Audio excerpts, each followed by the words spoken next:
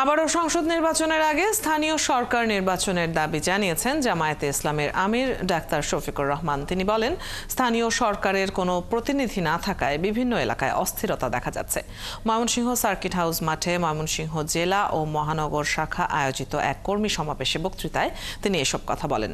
তিনি আরও বলেন, স্থানীয় সরকারের নির্বাচন দিয়ে কমিশনকে সক্ষমতার প্রমাণ দিতে হবে। ভালো নির্বাচন করতে পারলেই মানুষের আস্থা পাবে কমিশন, না হলে লাল কার্ড দেখাবে। বৈষম্যহীন, দুর্নীতি ও ফ্যাসিস্ট মুক্ত বাংলাদেশ গড়াই জামায়াতের লক্ষ্য বলেও জানান তিনি। ডাক্তার শফিকুর রহমান আমির বাংলাদেশ জামায়াতে ইসলামী এসব কথা বলেন।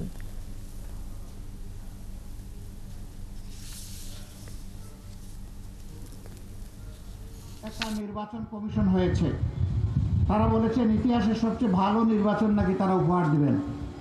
আমরা তাদের একটু অ্যাসিড টেস্ট দেখতে চাই। তারা জাতীয় সংসদের নির্বাচন, যেটা দিয়ে দেশ শাসন হবে 5 বছরের জন্য জনগণের ম্যান্ডেট নিয়ে, সেই নির্বাচনের আগে তারা জনগণ এখন সাফার করছে স্থানীয় সরকারের বিভিন্ন জায়গায় প্রতিনিধি না থাকার কারণে।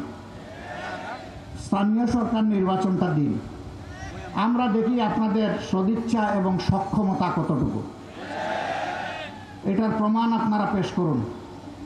যদি এতে জনগণ সন্তুষ্ট হয়, জনগণের পরবর্তী খেদমতের জন্য জনগণ আপনাদেরকে পূর্ণ সহযোগিতা দেবে। আর এখানে যদি কোনো কিছু ধরা পড়ে, তাইলে জনগণ আপনাদেরকে হলুদ নয় লাল কার্ড দেখাই দেবে।